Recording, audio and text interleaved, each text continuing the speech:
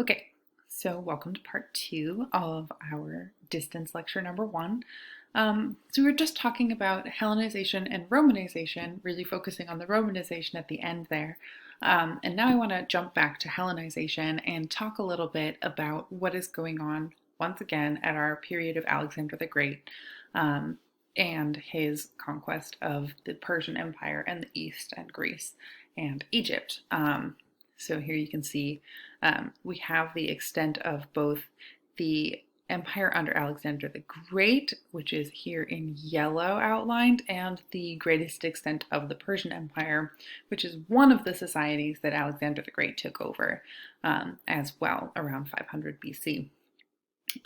So the two spots that I have marked on the map here, Sidon and Babylon, are two cities that sit within the Persian Empire and then eventually within the Hellenistic successor kingdoms.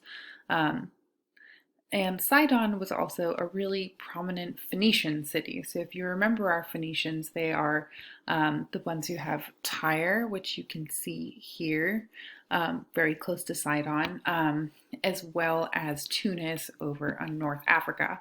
So they are our coastal seafaring traders that we've talked about before. So the Alexander sarcophagus itself, let me go down here.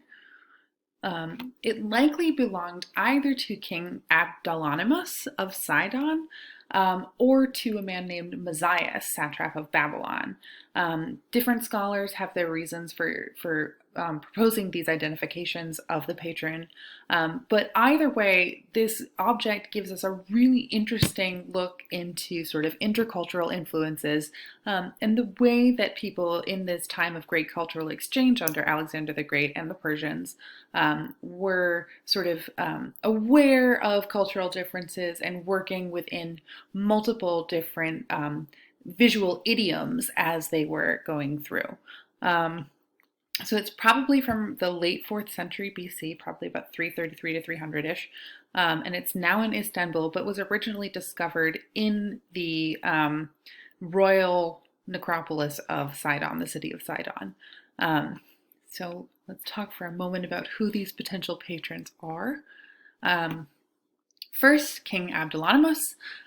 He was of royal descent, or supposedly by myth, of royal descent, but had fallen far and had been working as a gardener, supporting himself with a market garden at his home.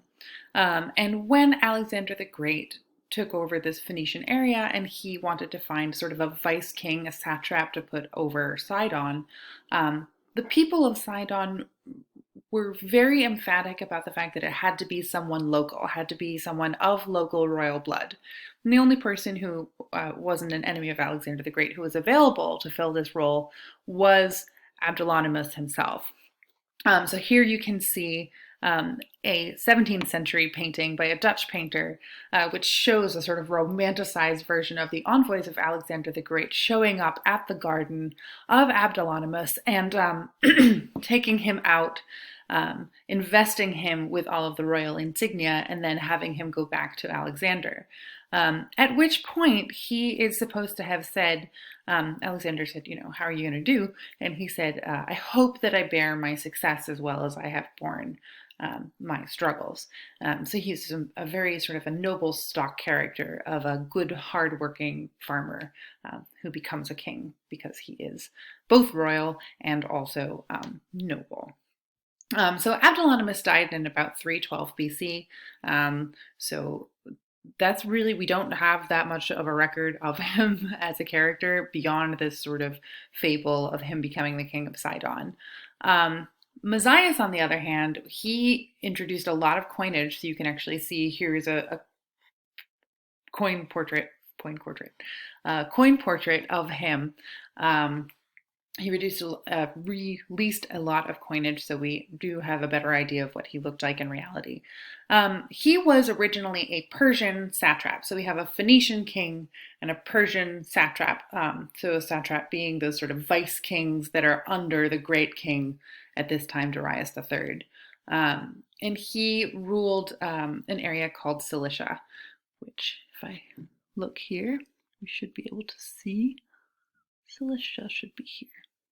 There we have it, Cilicia. So just to the northwest, sorry, of Sidon a little bit.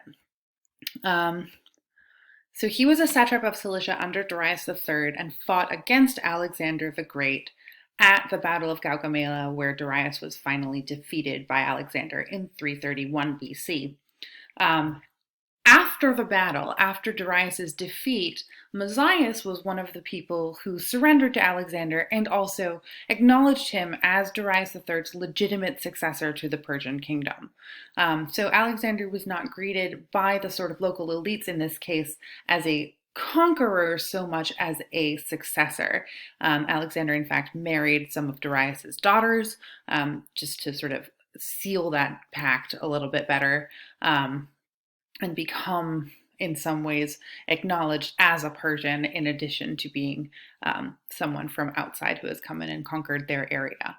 So Alexander, in return for Mazias's understanding that he is now the king and his cooperation, gives him the satrapy of Babylon, another one of these large city-states, and he rules there until he dies in 328 BC.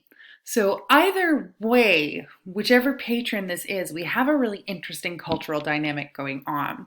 We have a Macedonian king who is coming in and acknowledging and investing people from different local communities, the Phoenicians or the Persians, with power within his new system, within the Macedonian system of sort of satrapy, little Hellenistic kingdoms spread throughout.